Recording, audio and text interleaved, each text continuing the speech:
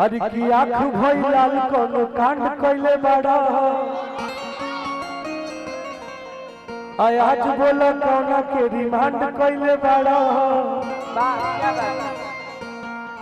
दीदिया से मिलल हटे खुफिया खबर हाथू दहेज में दुनाली के डिमांड कइले बड़ा।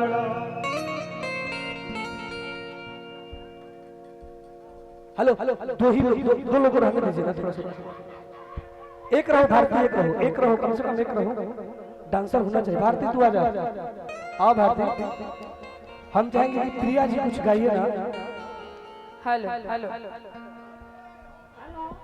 आज आई बहुत खुशी के बात कि हमने के अपना परिवार में कुछ गावे के मौका मिला था और हमने के तो कटर आरजेडी है जाए करे के तो कोई हिला नहीं सकत, लेकिन फिर भी आप सब जितना जनता यहाँ उपस्थित बानी हम एक ही बात कहो कि पलटू लेखा पलटे के नहीं थे।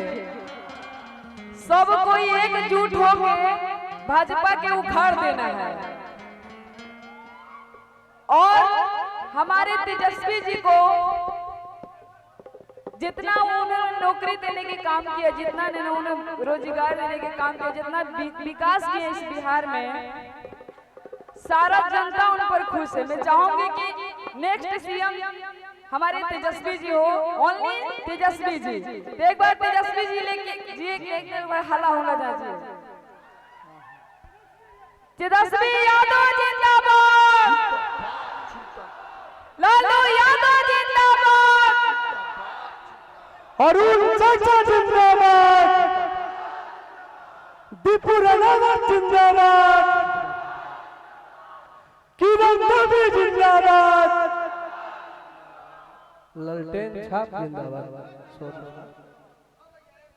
आप गाओ ना, गाओ। आई एगो गाय ना टुनटुन जी रुआ आई ना कहाँ जाता है गाय रुआ।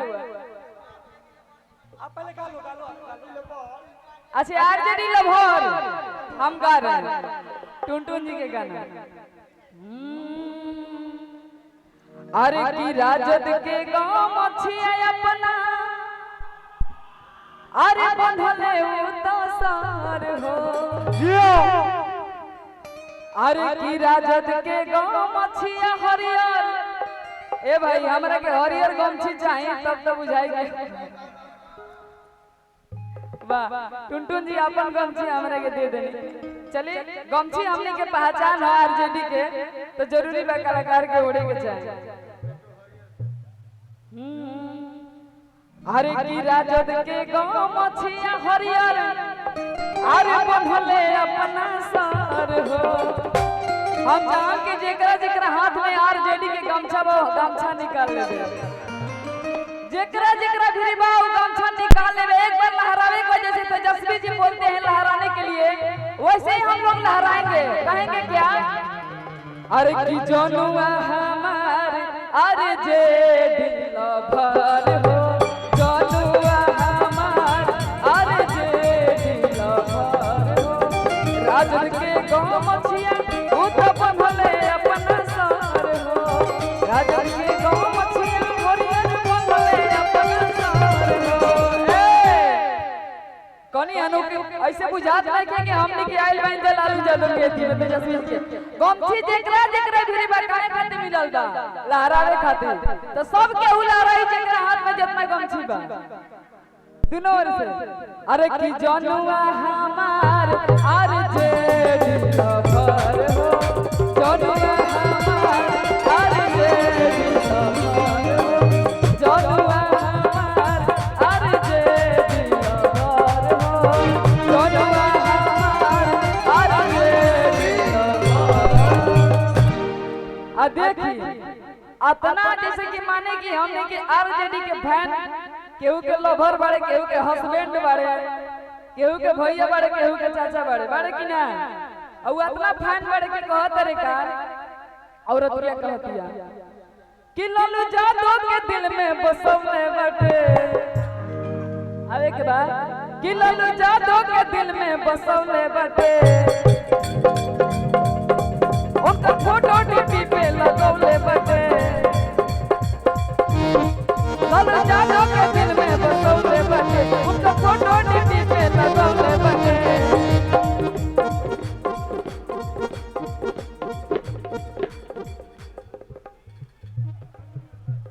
हेलो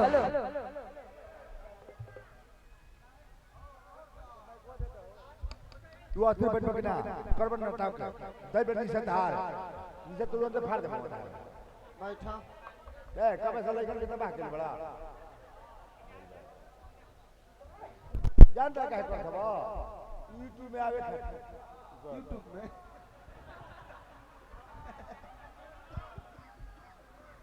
अरुण जी बड़ा टाइट विधायक हैं इतना सोच लीजिए लेकिन हाँ जनता के दिल पे राज करी नहीं है के नाम बहुत सुनने बनी पहला बार यहाँ से भेंट होता हमारा प्रमोद भैया के माध्यम से हम आइल बनी प्रमोद भैया बहुत हमरे के सपोर्ट करेला बहुत सारे उनके एल्बम में हम गाना गा चुकल बनी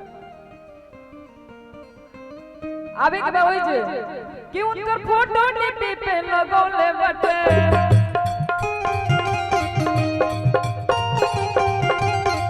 लालू यादव के दिल में बसौले बटे उनकर फोटो डीपी पे लगौले बटे राजद के झंडा बंधले गाड़ी के ऊपर हो लालू जी के झंडा बंधले गाड़ी के ऊपर हो सब लोग हाला करिए एक बार आरजेडी के नाम पे कि जनुआ हमार